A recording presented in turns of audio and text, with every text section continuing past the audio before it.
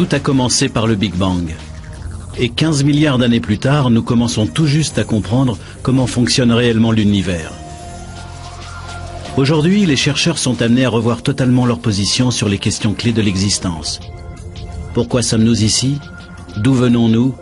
Existe-t-il d'autres formes de vie? Sommes-nous seuls au monde? Y a-t-il de la vie ailleurs qu'ici? Les chercheurs font des découvertes saisissantes. Les composantes de la vie même sont là, dans l'espace. Pour la première fois, nous voyons des astres en dehors de notre système solaire. Et cela nous conduit aux conclusions les plus inattendues. Nous sommes peut-être bien des étrangers sur notre propre planète. Nous sommes de la poussière d'étoiles. La voilà notre histoire cosmique. C'est un voyage au-delà de nos limites.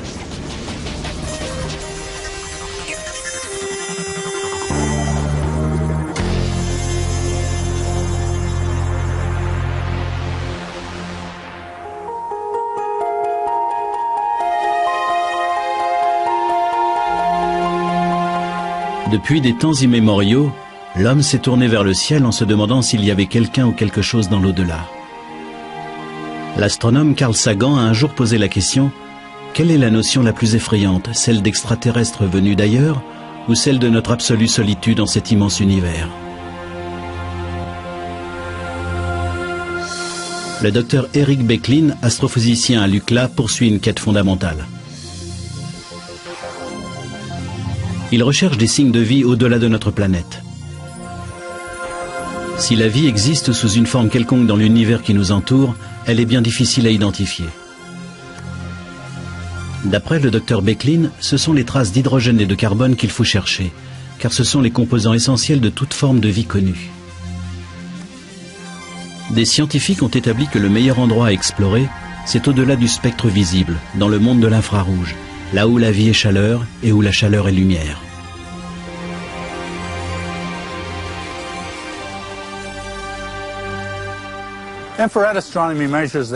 L'astronomie infrarouge mesure la chaleur en présence dans l'univers céleste. Vous pouvez par exemple voir la chaleur de mon visage beaucoup plus intense que celle de mon corps, qui est un peu frais ce soir.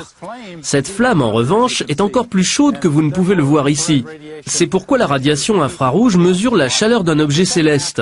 Un autre aspect de l'astronomie infrarouge, c'est qu'elle vous permet de mesurer les molécules caractéristiques présentes aussi bien dans l'espace que dans nos organismes.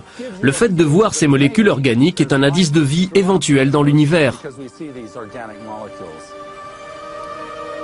Vues à l'infrarouge, les galaxies révèlent une étrange réalité, imperceptible à l'œil humain. Un royaume invisible où l'on peut détecter la plus infime quantité de chaleur. Celle de lointains soleils ou des traces d'hydrogène et de carbone qui sont les signes d'une vie venue d'ailleurs. Mais nos télescopes d'ici-bas sont bien limités. La vapeur d'eau contenue dans notre atmosphère fait obstacle à la lumière infrarouge. Aucune montagne n'est assez grande, aucun sommet assez élevé pour vaincre cette barrière. Le seul moyen de percevoir le monde caché de l'infrarouge, c'est de se placer au-delà des nuages pour l'observer. Récemment, le docteur Becklin a envisagé une approche radicalement différente du problème qui mène l'astronomie infrarouge aux confins de notre planète.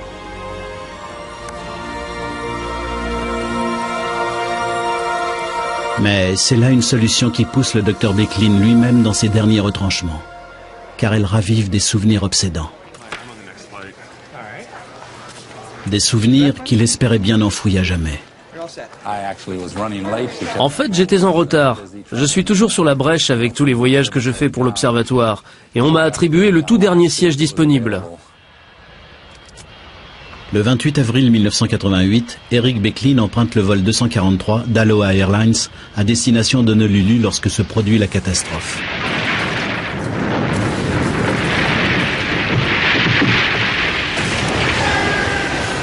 Juste au-dessus de son siège, la carlingue commence à se déchirer. J'ai levé les yeux et j'ai tout de suite compris. J'ai essayé de mettre mon gilet de sauvetage, mais je n'y arrivais pas. Il a fallu que je me dise que j'étais un scientifique tout à fait capable de lire les instructions. Je gardais espoir, et je me disais que le pilote arriverait à nous poser. Plus le trou grandissait, moins j'y croyais. Mais on ne cesse jamais complètement d'espérer. Au-dessus de la cabine de première classe, on aperçoit maintenant le bleu du ciel. La décompression est terrifiante, le vacarme assourdissant, et l'équipage est obligé de communiquer par signes. L'avion est secoué dans tous les sens, mais après bien des difficultés, le pilote parvient à le poser en catastrophe. Il y a un mort et de nombreux blessés. Le docteur Becklin, lui, est sain et sauf. Quelle que soit la peur, je crois que le meilleur moyen de surmonter ce genre de choses, c'est de repartir immédiatement. Et voici qu'Eric Becklin s'apprête à monter à bord d'un autre appareil, offrant une étrange ressemblance avec celui du vol fatal, y compris le trou béant dans le fuselage. Si ce n'est que cette fois-ci, c'est fait exprès. En principe, les avions n'ont pas de trous, mais en fait, ils peuvent voler avec des ouvertures tout à fait considérables. Dans un hangar géant de Waco, au Texas, des ouvriers sont en train de modifier un 747 de la United Airlines pour qu'il puisse accueillir un passager peu ordinaire. Un télescope dernier cri qui risque bien de tout changer sur ce que nous savons de notre univers. C'est un observatoire stratosphérique pour astronomie infrarouge, baptisé SOFIA. À près de 13 000 mètres d'altitude, ce jet spécial va ouvrir son œil géant sur le ciel. Voici le plus grand télescope aéroporté du monde. On peut dire que c'est un très gros avion, un 747, dans lequel on a percé un grand trou et que cette cavité est destinée à recevoir un très gros télescope. Des questions? C'est un gros appareil, très cher. Regardez-le bien tous. Observez le pivot. Faites bien attention, s'il vous plaît. Les techniciens de l'aérospatiale relèvent le défi de remplacer 244 sièges par un télescope de 20 tonnes et 35 000 pièces entièrement nouvelles. Bloquez-le, purgez-le de nouveau. Surveillez l'indicateur avant qu'on touche le fond. C'est la modification la plus complexe jamais effectuée sur un avion commercial. Les mécaniciens ont fort à faire pour renforcer la structure interne d'un appareil dont le centre de gravité a complètement basculé. Tout est repensé et reconstruit de fond en comble, depuis la structure en acier jusqu'au circuit électrique. Il faut poser plus de 10 km de fil et 3 km de câbles en fibre optique. Un chef-d'œuvre d'ingénierie. Avec ses 2,50 m de diamètre, le miroir de SOFIA flottera sur film d'huile infiniment ténu, guidé par un système de gyroscope électronique chargé de maintenir le télescope sur sa cible. Comme ils survoleront les nuages, les chercheurs sentiront bien les turbulences, mais le télescope, lui, n'en souffrira pas. Et ce qu'il y a de mieux, c'est que tout ce système fonctionnera comme n'importe quel vol, décollant et atterrissant le même jour.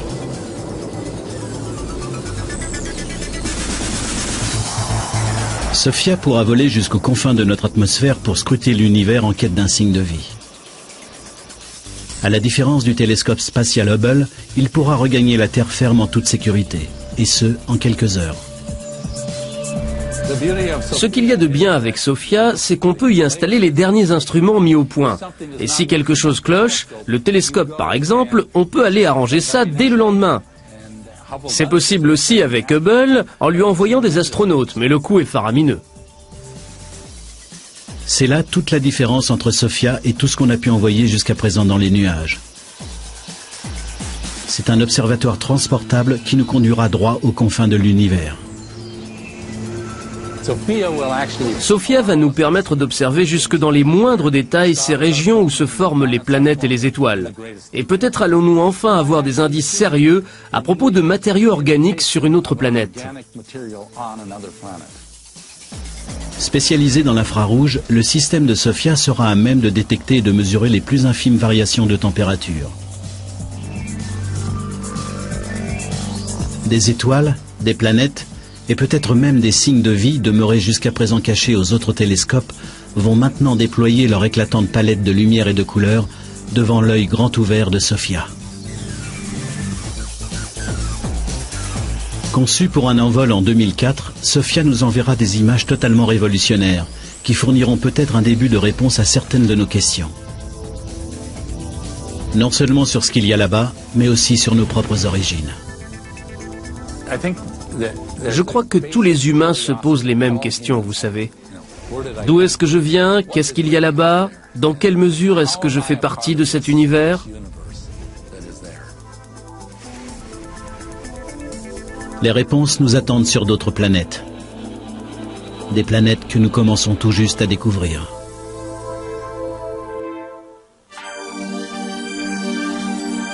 Le docteur Roger Angel, astrophysicien, veut savoir où sont-ils tous ces extraterrestres.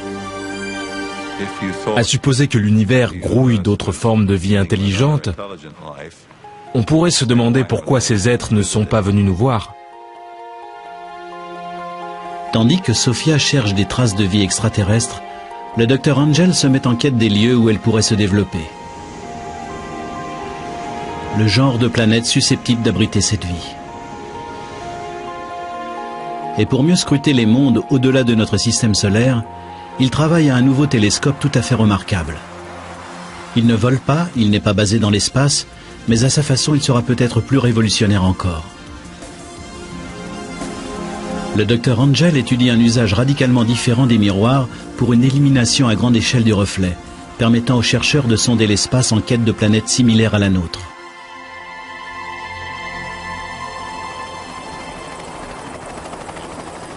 Tout là-haut, dans le désert d'Arizona, le docteur Angel construit la plus grande paire de jumelles du monde, un double télescope de conception entièrement nouvelle. Ce sera le télescope le plus puissant qui soit, destiné à voir la lumière que dégagent les planètes des autres étoiles. Mais comment construire le plus vaste assemblage de miroirs au monde? 2 plaques de verre géantes pesant plusieurs tonnes et ne présentant pas la moindre aspérité. À l'université d'Arizona, le Dr Angel et une équipe du laboratoire Steward ont élaboré une solution de l'air spatial. Les miroirs présenteront une structure en nid d'abeilles géant avec plus de 1600 alvéoles hexagonales en fibre céramique, semblables aux écrans solaires de la navette spatiale. Des tonnes de verre borosilicate de haute qualité sont nettoyées et méticuleusement inspectées, puis soigneusement déposées sur le moule. Le futur miroir brille comme un diamant brut, tandis que l'on descend doucement le couvercle du four. Les éléments de chauffage sont allumés. La température s'élève à plus de 1100 degrés Celsius, la chaleur nécessaire à la transformation de ces tonnes de verre en une vitre géante. Chaque phase est assistée par ordinateur, et le responsable du four gère les ordinateurs et toute l'opération.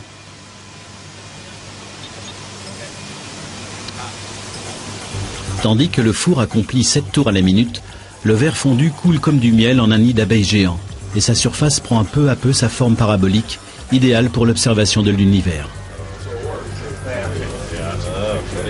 Joli. Après plus de 3 mois de lent refroidissement, les miroirs n'accusent pas moins de 18 tonnes sur la balance. Ce qui ne les empêche pas d'être nettement plus légers et résistants que des miroirs en verre massif. Ils produisent en outre une image de bien meilleure résolution. C'est un bienfait inattendu de cette structure en rayon de miel. Étant donné leur faible poids, ces miroirs refroidissent à la fraîcheur de la nuit. Les anciens miroirs en verre massif, eux, restituaient durant la nuit la chaleur accumulée et l'effet de convection altérait la qualité des images. Après des mois de fraisage, de polissage et de traitement anti-reflet, les miroirs de 8,50 m de diamètre sont bons pour le service.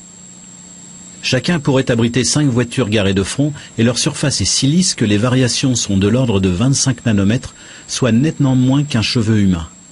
De la précision chirurgicale à une échelle colossale.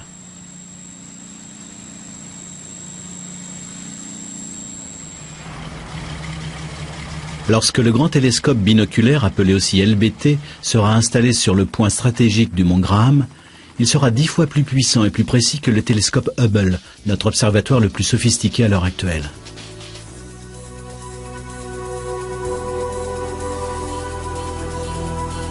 Mais ce n'est pas tout. Il sera affecté à une tâche bien particulière. En effet, une bonne 60aine de nouvelles planètes ont été découvertes au cours de ces dernières années. Mais on ne les a pas vraiment vues. Étant donné l'oscillation qu'elles impriment à l'étoile, nous savons que ces planètes sont là, mais personne ne les a encore vues. Et ce parce qu'il est extrêmement difficile de se débarrasser de cette lumière éblouissante à proximité immédiate de la planète.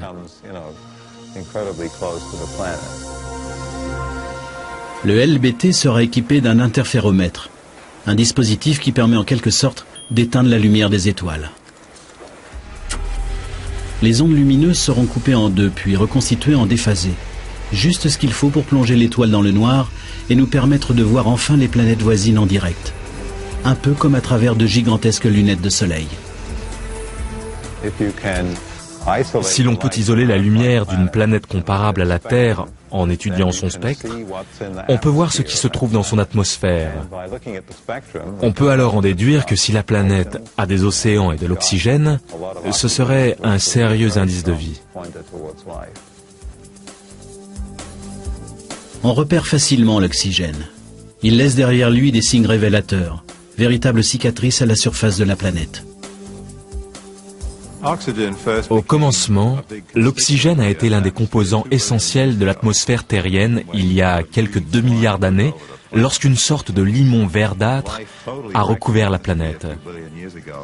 À ce moment-là, la vie a complètement chamboulé l'atmosphère en l'emplissant d'oxygène. Car l'oxygène est un composant chimique extrêmement corrosif. Il oxyde tout. C'est ainsi que la vie a commencé par transformer radicalement les rochers sur Terre.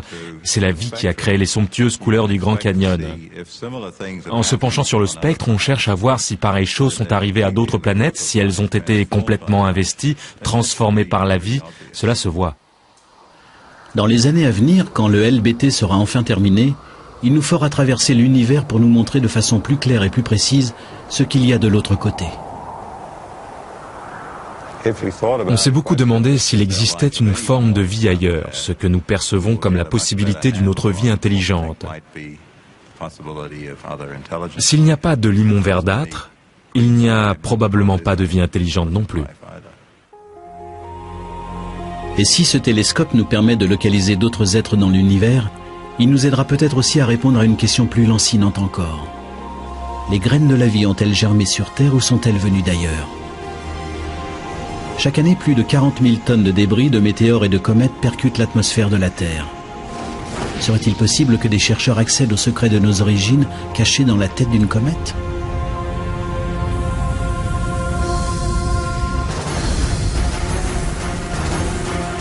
En 1994, la comète de Shoemaker-Levy 9 a heurté Jupiter de plein fouet. Elle a provoqué à la surface de la planète des explosions 600 fois plus violentes que ne l'aurait fait notre arsenal nucléaire tout entier. Certains chercheurs pensent aujourd'hui que des comètes pourraient bien avoir eu un effet générateur de vie sur notre planète en lui apportant de l'eau, des composés organiques et plus de 70 sortes d'acides aminés. Ces météorites ont-elles vraiment semé des graines de vie sur Terre ? Au laboratoire de propulsion à réaction à Pasadena, en Californie, le docteur Donald Brownlee est résolu à le savoir. Il est le principal investigateur de la mission la plus audacieuse de la NASA à ce jour. La sonde Stardust effectue un voyage de 7 ans aux confins de notre système solaire. Nous cherchons en fait à savoir pourquoi nous sommes ici et comment nous y sommes arrivés. La sonde Stardust va rejoindre une comète et recueillir de la poussière dans sa chevelure. Nous pensons qu'il s'agit en fait de poussière d'étoiles, c'est-à-dire de matériaux provenant d'autres étoiles qui, il y a 4,5 milliards d'années, ont donné naissance à des comètes. Décollage de la sonde Stardust, chargée de collecter des éléments sur la formation de notre système solaire. On dirait un largage réussi. Le moteur principal, l'étage s'est détaché et l'on assiste à l'allumage du deuxième étage. Allumage normal, avec régulateur d'oscillation. Tout semble parfait. Stardust se précipite à son rendez-vous avec la comète Will 2. Elle a pour mission de capter un échantillon de la chevelure de la comète et de le rapporter sur Terre en 2007. Depuis qu'en 1996, l'analyse d'une météorite provenant de Mars a révélé qu'elle contenait des traces de microbes, les chercheurs sont en quête d'indices supplémentaires. Ceci pourrait bien indiquer que la vie est effectivement venue à nous depuis d'autres points de la galaxie. Mais la météorite avait été contaminée en traversant l'atmosphère terrestre. Nous n'avons donc pas de réponse à notre question et le mystère reste entier à ce jour. La vie sur Terre a-t-elle commencé ici? Le docteur Brownlee ne le pense pas. La Terre ne présente pratiquement ni carbone ni eau. Si l'on considère la masse globale de la Terre, ces éléments indispensables à la vie n'existent que sous forme de traces. Alors d'où viennent-ils? Ils sont venus à nous d'au-delà du système solaire. C'est pourquoi nous pensons que ces éléments provenant de comètes sont en fait un matériau universel qui atterrit sur des planètes comme la Terre et y apporte des matériaux organiques, de l'eau et de l'azote. Et l'une des principales questions que nous nous posons est en fait de savoir ce que les comètes peuvent nous dire sur la formation de planètes comme la nôtre et dans quelle mesure elles sont porteuses de vie. À l'instar d'une boule de neige sale, la plupart des comètes sont généralement composées de glace mêlée de roches, de gaz gelés et de molécules organiques.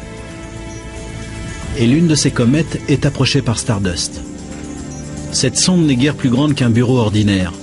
On pourrait la caser dans le coffre d'une voiture, mais sa mission est de taille. Car Stardust cherche la preuve irréfutable que c'est là-bas qu'a commencé toute vie sur Terre.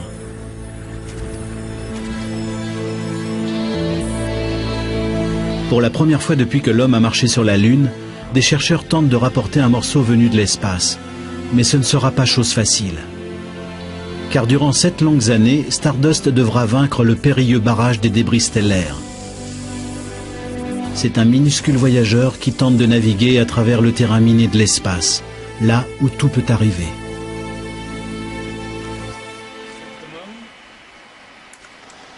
En novembre 2000, quelques mois seulement après avoir commencé sa mission, Stardust survole la Terre en vue d'une manœuvre d'assistance gravitationnelle destinée à propulser la sonde dans l'espace lorsque se produit le cauchemar. Stardust n'en répond plus. Ce matin-là, Amy Wallen, membre de l'équipe, arrive de bonne heure à son travail et apprend la mauvaise nouvelle. Il y a rarement quelqu'un ici avant 7h30. Nous arrivons tous aux alentours de 8h. Quand je suis arrivé dans le hall, il y avait déjà du monde qui essayait de comprendre ce qui clochait. Au moment de la prise de contact prévue avec la sonde, nous n'avons pas obtenu de signal. Rien. Le vide. Plus le temps passait, plus on était inquiet. Ce que l'équipe ne savait pas, c'est qu'à la suite d'une violente éruption solaire, Stardust avait été heurté de plein fouet par une tempête de plasma. Cela faisait des années que Ray Newburn, qui dirige le service de la formation image, n'avait rien vu de tel. Cela faisait 11 ans que je n'avais pas vu d'éruption solaire de cette envergure. C'était vraiment quelque chose de colossal. Quand ce genre de phénomène se produit sur le Soleil, cela équivaut à l'explosion de milliards de bombes H. Submergé par une vague de protons à haute énergie, le système de navigation du vaisseau spatial est aveuglé. Incapable de s'orienter, Stardust se met en mode de sauvegarde et attend. Nous n'avions aucune idée de l'issue à envisager. Nous pouvions seulement constater que le patient était mal en point. Nous ne savions pas s'il allait survivre. Finalement, 24 heures plus tard, Stardust a envoyé un signal qui a été capté par Deep Space Network, le programme chargé d'écouter les sondes spatiales. C'est-à-dire 3 antennes géantes situées en des points stratégiques du globe afin que, quelle que soit la position de la Terre, l'une d'entre elles soit toujours dans le champ du vaisseau spatial.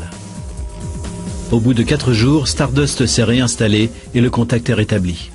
Hé, Amy, regarde un peu ce truc-là, à l'écran. La sonde envoie des images illustrant ce qu'elle a subi. Un bombardement massif de radiation solaire. On assiste ici à l'inquiétant spectacle de millions de protons portés par la dernière rafale de vent solaire. Mais là, après avoir frôlé la catastrophe, Stardust est à nouveau opérationnel et vogue à travers le système solaire.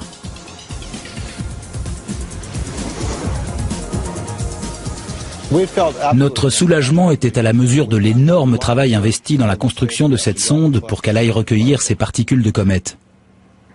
Aujourd'hui, la mission de Stardust reste la même et tous ses outils sont demeurés en place. Parmi eux, une sorte d'épuisette unique en son genre, remplie d'aérogel, le solide le moins dense qui ait jamais été créé, destiné à capter un minuscule morceau de comète. L'aérogel, c'est 99,99% d'air et 0,01% de dioxyde de silicium. Bien que ses composants soient les mêmes que ceux du verre ordinaire, il est 1000 fois plus léger. Tel un mur fait à partir de rien, l'aérogel est le parfait isolant. à tel point qu'il a été utilisé pour la mission Rover sur Mars et la Station spatiale internationale. C'est un matériau absolument extraordinaire. Sa densité n'est que 10 fois supérieure à celle de l'air. Certains appellent ça de la fumée gelée. C'est une matière en fait très résistante pour son poids. Mais comme ça ne pèse pratiquement rien, il faut la manipuler avec beaucoup de précaution, sinon ça casse. C'est d'ailleurs parce qu'il est aussi friable que l'aérogel peut capter des particules. C'est pour ça qu'elles peuvent pénétrer cette matière. Et voilà, c'est ce qui devait arriver. Ce matériau est là et il n'y est déjà plus. Les capteurs équipés d'aérogel vont se déployer lorsque Stardust approchera de la comète à une vitesse 6 fois supérieure à celle d'une balle de revolver. La tâche est vraiment délicate. Les débris de comète seront piégés dans cette toile d'aérogel qui fondra à leur contact, préservant et protégeant la fragile poussière d'étoiles comme si elle était coulée dans du verre. Cet échantillon qui nous arrive dans son superbe capteur azuré, c'est un peu comme le diamant bleu de la Smithsonian Institution. Tout doit être calculé au plus juste. La rencontre ne durera que quelques heures. Après avoir parcouru des milliards de kilomètres pendant 7 ans, la sonde n'aura qu'une journée pour accomplir sa mission. Enfin, si tout va bien, Stardust larguera son précieux chargement vers la Terre. Des millions de particules seront ainsi prêtes à être analysées. Cette poussière de comète ne pèse qu'une infime fraction de gramme, mais sa valeur est incalculable. La capsule qui nous la rapportera foncera vers l'atmosphère terrienne à quelques 50 000 km/h. Et ses panneaux solaires seront mis à rude épreuve, tandis que le parachute se déploiera enfin au-dessus d'un des lointains déserts de l'Utah. Nous allons récupérer des éléments qui, depuis leur formation il y a 4,5 milliards d'années, sont restés aux confins de notre système solaire. Ils ont été magnifiquement préservés par le froid puisqu'ils ont toujours été tenus à l'écart du Soleil. Nous supposons que les particules issues de la chevelure de la comète captée par Stardust sont en quelque sorte les cubes de construction des planètes superbement conservés dans le congélateur du temps de notre système solaire. Mais c'est aussi une merveilleuse histoire puisque, d'une certaine manière, nous partons à la recherche de nos ancêtres. En fait, Stardust a déjà commencé à soulever le voile sur ce mystère. Les données réunies et analysées par le spectromètre embarqué à son bord ont déjà révélé des choses étonnantes.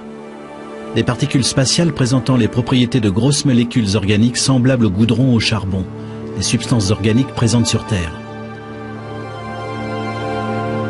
Les chercheurs qui commencent juste à traiter ces données pensent qu'il pourrait bien s'agir là de composants majeurs du bouillon de culture dont sont issues toutes les créatures d'ici-bas.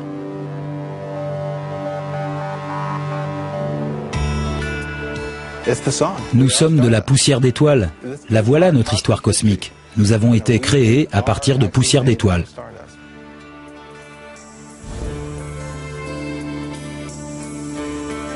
En 2007, lorsque le vaisseau spatial rentrera, le Dr Brownlee et son équipe espèrent trouver la preuve que des comètes porteuses de matériaux organiques pourraient fort bien s'être écrasées sur la Terre.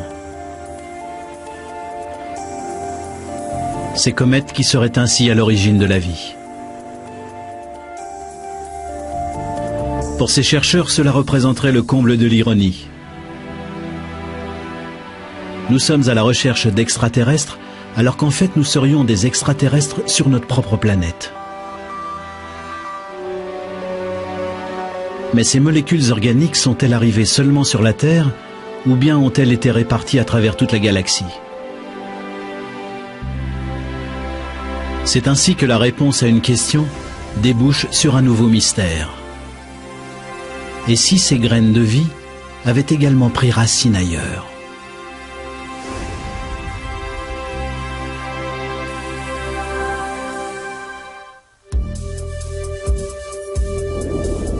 Où pourrions-nous trouver de la vie ailleurs dans notre système solaire? Pas sur les planètes comme on l'a cru jadis, mais peut-être sur leurs satellites. À environ 1 milliard de kilomètres de la Terre, Titan est la plus grande des 15 lunes de Saturne. Il est nimbé de brumes organiques. Si les chercheurs ne se trompent pas, Titan est un monde mystérieux, composé non pas d'oxygène mais de méthane. De la pluie de méthane, des océans de méthane, peut-être même des volcans de méthane. Le méthane est le plus simple des composés organiques connus pour être à l'origine de l'apparition de la vie. Jonathan Lunin, astronome, pense que sur Titan, le paysage ne doit ressembler à aucun autre. Pourtant, curieusement, il n'est pas impossible que ce soit une étrange variante de notre Terre. Tout devait y être très rouge. Il ne doit pas y faire complètement sombre, un peu comme le crépuscule sur Terre. Peut-être y a-t-il des rivières creusées dans la glace par le méthane. Peut-être leurs rives présentent-elles des zones de dépôts organiques rouges. En fait, s'il existe une forme de vie primitive sur Titan, voire une forme antérieure à la vie, peut-être utilise-t-elle l'énergie contenue dans certains de ces dépôts. C'est vraisemblablement un endroit assez exotique, mais comprenant comme notre planète, terre, mer, nuages et ciel. Titan pourrait nous offrir une sorte d'arrêt sur image de la Terre juste avant que la vie ne s'y soit développée. Une sonde spatiale est actuellement en route pour étudier cette lune. Mais le docteur John Loveday, chercheur, est trop impatient pour attendre les résultats. Aussi, il recrée Titan sur Terre. Avant toute chose, on commence par tout refroidir. C'est ce qu'on est en train de faire ici. En fait, nous sommes à même d'étudier ce qui se passe sur les matières qui existent probablement sur Titan. On en est toujours au refroidissement. Il faut à peu près 5 minutes pour atteindre moins 200 degrés.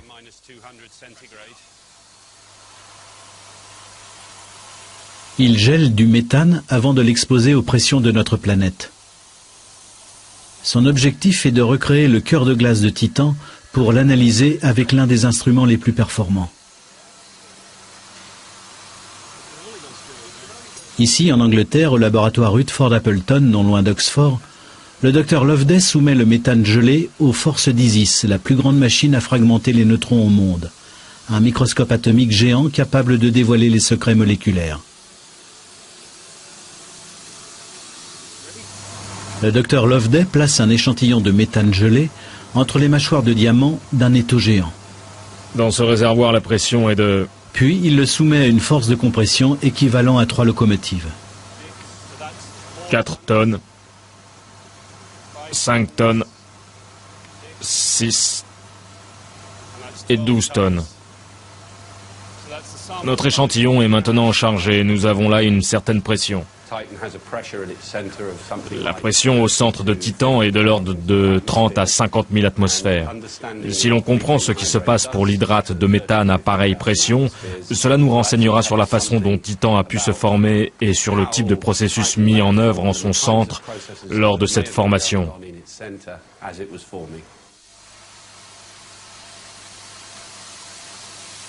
Cela indiquerait-il au docteur Loveday qu'il pourrait y avoir effectivement de la vie sur Titan? On n'en est pas là, mais ce n'est pas aussi simple que ça.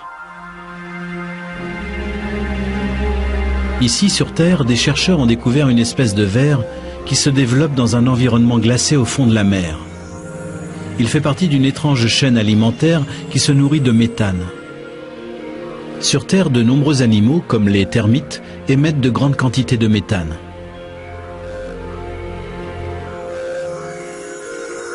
Se pourrait-il que sur Titan, quelque chose dégage du méthane dans l'atmosphère? Y aurait-il de la vie sur ce lointain satellite de Saturne? C'est là un mystère qui attend d'être résolu. C'est pourtant une autre lune, une lune de Jupiter, celle-là qui pourrait nous réserver la plus grande surprise. Elle s'appelle Europe. Les chercheurs pensent que sa calotte de glace recouvre de gigantesques océans. On considère ces océans, enfermés sous 150 km de glace, comme l'un des meilleurs indices de vie extraterrestre.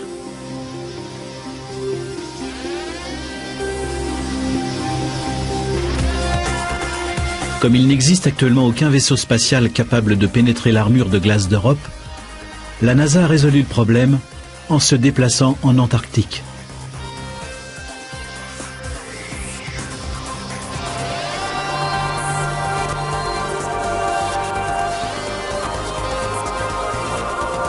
À 1000 km du pôle sud, au point le plus froid de la Terre, une équipe de chercheurs internationaux a établi des similitudes avec Europe.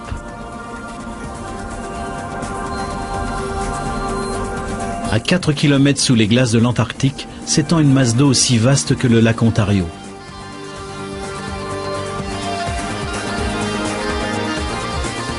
Les chercheurs pensent que ce lac, le lac Vostok, n'a pas vu la lumière du jour depuis que les premières baleines sont apparues dans l'océan. C'était il y a 35 à 40 millions d'années. Hermétiquement fermé par d'anciens glaciers, ce lac d'eau douce d'une longueur de quelques 250 km de long a trouvé le moyen de rester liquide sous la glace. Plus étonnant encore, Canan Ellis Evans, le microbiologiste gallois, pense que le lac Vostok pourrait recéler lui-même d'anciennes formes de vie, des créatures que l'homme n'a encore jamais vues.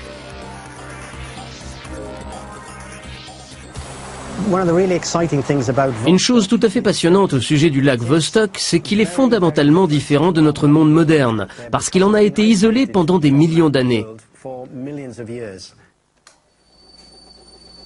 Des efforts sont actuellement mis en œuvre pour explorer ce monde sous-marin pour la première fois. Des chercheurs ont élaboré une solution quasi futuriste pour vaincre la glace de Vostok. C'est extrêmement périlleux. Un forage à pareille pression pourrait être fatal. Agissant comme une crevaison, cette ponction pourrait faire exploser le lac en créant un gigantesque geyser qui signerait la fin tant de l'expérience que des chercheurs. Et même si la percée se passe bien jusque-là, les choses peuvent encore mal tourner. Ce qui nous inquiète, c'est que même si l'on arrive jusqu'au lac, l'expérience risque de contaminer cette masse d'eau de façon irrévocable. Pour éviter cette contamination, la NASA a mis au point une remarquable invention. C'est là que la NASA est entrée en scène, avec un dispositif qui ressemble à un long cigare équipé à son extrémité d'un système de chauffage. Il descend le long d'un câble qui se déroule au fur et à mesure. On peut dire qu'il se fraye un chemin vers le lac en faisant fondre la glace. Mais dans le même temps, la glace se referme derrière lui. C'est donc un aller simple. Par ailleurs, nous pouvons aussi le stériliser durant sa descente, afin qu'il soit parfaitement propre une fois arrivé au lac. Et rien ne peut remonter puisque l'orifice ainsi pratiqué est gelé. Une fois le forage terminé, de minuscules robots sous-marins appelés hydrobots exploreront les eaux souterraines du lac Vostok. Ce seront les premiers visiteurs depuis 40 millions d'années. Ils prendront des mesures et procéderont à des expériences. Leurs caméras capteront des images de formes de vie aquatiques demeurées coupées du reste du monde. Si la vie peut se maintenir dans cet univers gelé, privé de lumière, est-ce là ce que nous pourrons trouver sous la surface glacée d'Europe, le satellite de Jupiter? Nous avons sur Terre des créatures qui, transportées sur Europe, seraient à l'aise dans cet océan. Les chances ne sont donc pas mauvaises pour qu'il y ait une forme de vie dans l'océan d'Europe. De la vie peut-être, mais pas exactement au sens où nous l'entendons. Il y a de fortes chances pour qu'il y ait de la vie ailleurs que sur Terre. Mais s'imaginer que la vie sur les autres planètes ressemble à ce qu'on voit le soir à la télé relève de la fantaisie. C'est une question de définition. Ce n'est pas forcément la vie telle que nous la connaissons ici sur Terre. Ce n'est pas forcément une vie intelligente. C'est possible, mais on n'en sait rien. Pourtant, même si l'on ne trouvait que des microbes ou des bactéries, ces premières formes de vie, ce serait déjà une percée colossale. Les bactéries ont beau paraître fort ennuyeuses à bien des gens, ce serait passionnant d'en trouver dans les océans d'Europe. Si l'on trouvait ne serait-ce que certains types de molécules, cela constituerait déjà une réponse à la question ancestrale de savoir si l'origine de la vie relève du miracle ou si elle fait partie de l'évolution du cosmos. Tant de questions restent encore ouvertes. Mais il semble que notre univers nous en réserve bien plus encore, et que les seuls indices soient renfermés dans des particules que l'on ne peut ni voir ni toucher. C'est là un monde invisible qui recèle peut-être la clé de toute création. Reste que plus de 90% de la matière de l'univers connu nous échappe. Les chercheurs nous disent que ce doit être là. Alors où donc? Cela s'appelle la matière noire. C'est le tissu manquant du cosmos, et il n'existe pas de plus grand mystère. D'où vient toute cette matière? Peut-elle nous renseigner sur nos origines? 2 expériences très élaborées apportent peut-être quelques réponses.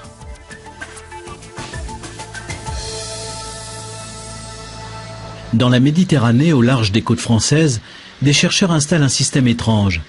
Un télescope électronique placé tout au fond de l'eau qui promet de nous révéler quelque chose d'impossible à voir. Les neutrinos, ces messagers issus des confins du cosmos. Les neutrinos sont les particules les plus abondantes qui soient. Il n'y a qu'un problème, c'est qu'ils sont pratiquement invisibles.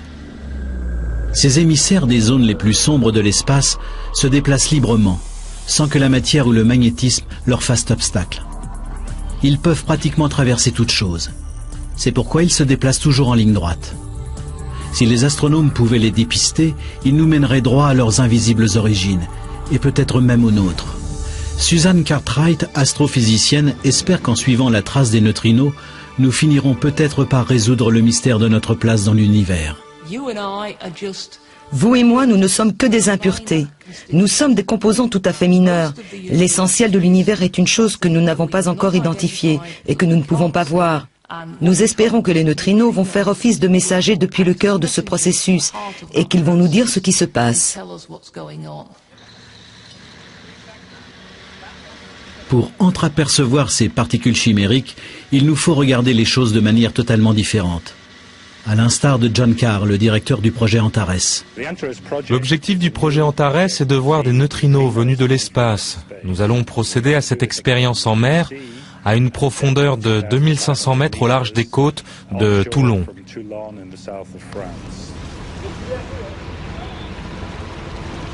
Antares est un projet de recherche international qui ouvre de nouveaux horizons à la science. À 2,5 km sous la Méditerranée, un réseau de 900 photomultiplicateurs attachés à 10 câbles ayant chacun la longueur de 4 terrains de football formera bientôt une grille en 3 dimensions couvrant une vaste zone marine. C'est bien la moindre des choses si l'on veut avoir quelque chance de détecter l'indétectable. C'est le principe de la loterie. Les chances de détecter un seul neutrino sont comparables à celles de décrocher le gros lot avec un seul billet. Mieux vaut acheter une grande quantité de billets, c'est-à-dire avoir un grand détecteur, si l'on veut rester dans la course. Pour mettre toutes les chances de notre côté, Antares est placé tout au fond de l'eau afin de le protéger des signaux parasites et des interférences indésirables. À la différence des autres télescopes, Antares ne regardera pas vers le haut mais vers le bas, traversant le fond de l'eau et la planète entière via le centre de la Terre, utilisant celle-ci comme un filtre à neutrinos.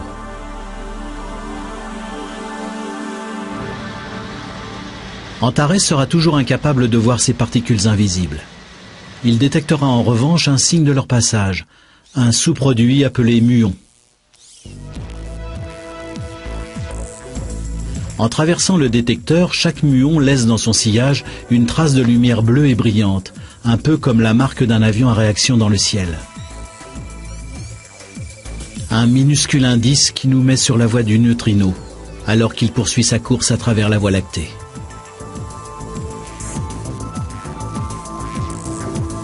Mais il n'est jamais simple de suivre un neutrino à la trace. En février 1987, la Terre est touchée par la lumière que génère l'explosion d'une étoile située à 170 000 années-lumière. Jamais on n'avait vu chose pareille d'aussi près. Au cours de cette journée d'hiver, nous avons tous été traversés par des centaines de milliards de neutrinos. Mais sur ce déluge, seuls 19 neutrinos ont été détectés. Ce que les membres du projet Antares espèrent trouver, ce ne sont pas seulement des neutrinos venus d'étoiles ou de supernovas, mais aussi ceux venus apparemment de nulle part, la matière noire. C'est-à-dire l'immense réalité qui nous entoure, une réalité que l'on n'a jamais vue. Quand on étudie la cosmologie, il est extrêmement gênant de reconnaître qu'on n'a aucune idée sur 90% de ce qui compose l'univers. C'est un peu comme si un biologiste vous disait « Eh bien, j'étudie les poissons, mais j'ignore tout de 90% des espèces de poissons au monde, je n'en étudie que 10%. » La spéculation des astronomes, c'est que les neutrinos nous conduisent à cette partie manquante de l'univers. En fait, il commence à penser que les neutrinos se sont mis en situation de constituer l'essentiel de la matière noire. Si c'est le cas, ils détiennent peut-être bien la clé de notre existence, de l'existence de toute chose. À quelques centaines de kilomètres plus au nord a lieu une autre expérience remarquable. Tout est résumé autour d'une gigantesque machine qui s'étend le long de la frontière de deux pays et qui coûte 5 milliards de dollars. Tout cela pour trouver une autre particule, le boson de Higgs. Certains disent qu'elle n'existe pas. D'autres que c'est le premier élément constitutif de l'univers. Ils disent que c'est la particule de Dieu.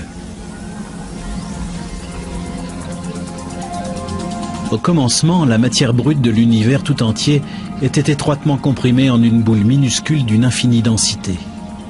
Puis, une formidable explosion d'énergie l'a fait éclater. C'est le Big Bang, le moment de la création, celui où tout ce qui a jamais été et tout ce qui ne sera jamais a explosé à travers le temps et l'espace. Mais certains chercheurs pensent que sans cette particule, l'univers serait resté de l'énergie pure, et rien, ni le Soleil ni la Terre, pas même les molécules ni quoi que ce soit d'autre, n'existerait en tant que matière. Ils pensent que la particule divine a transformé l'énergie en substance. Sans cela, aucun d'entre nous n'aurait de corps. Nous ne serions que de l'énergie, se déplaçant à la vitesse de la lumière. D'après la physicienne Felicitas Pos, une fois que nous aurons compris ce qu'est exactement cette particule mythique et comment elle fonctionne, nous commencerons à comprendre comment nous sommes arrivés ici. Jusqu'à présent, cette particule n'était qu'une théorie. Mais aujourd'hui, les chercheurs se sont mis en quête de la chose en question et s'en retournent à l'aube de la création pour la trouver. À 8 km de Genève, l'équipe internationale du CERN met au point l'expérience la plus audacieuse dans l'histoire de l'humanité.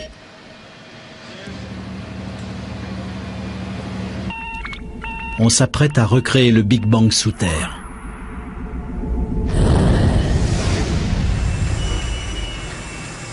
Un accélérateur de particules presque aussi vaste que l'île de Manhattan devrait bientôt venir à bout des mystères microscopiques de l'univers. Nous devrions arriver à recréer dans notre laboratoire les conditions telles qu'elles étaient, une fraction de seconde après le Big Bang.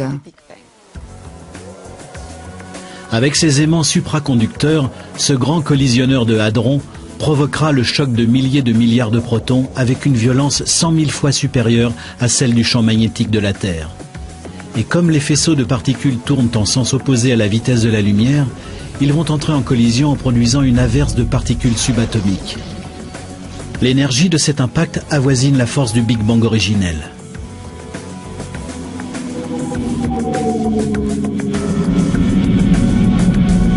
L'idée, c'est de comprendre la force primale qui a créé toute chose, nous compris, et de trouver la trace de la chimérique particule de Dieu. Et que se passera-t-il si ces chercheurs finissent par trouver ?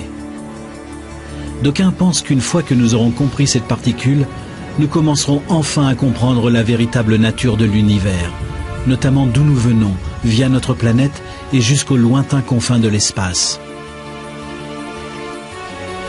Ce voyage, la quête de nos origines à travers l'univers, ne fait que commencer. Je n'aime pas l'idée que l'univers est glacé et que nous ne sommes qu'un accident. Je pense que nous faisons tous partie d'un univers vivant. Il y a probablement bien des endroits dans notre propre système solaire susceptibles d'entretenir une vie microbienne. Mais combien dans notre univers peuvent offrir les conditions nécessaires à la vie animale? Notre planète est la seule dont nous sachions qu'elle le peut. Je ne crois pas que la vie soit un accident. Nous avons tendance à penser que nous habitons un endroit très particulier. À mon avis, nous allons découvrir dans le cosmos quantité d'autres endroits charmants où la vie peut prendre forme.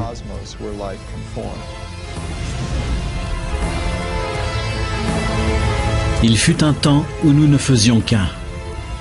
Et plus la science nous fait progresser, plus nous approchons de cette découverte. Peut-être nos origines ne sont-elles pas si étranges que cela.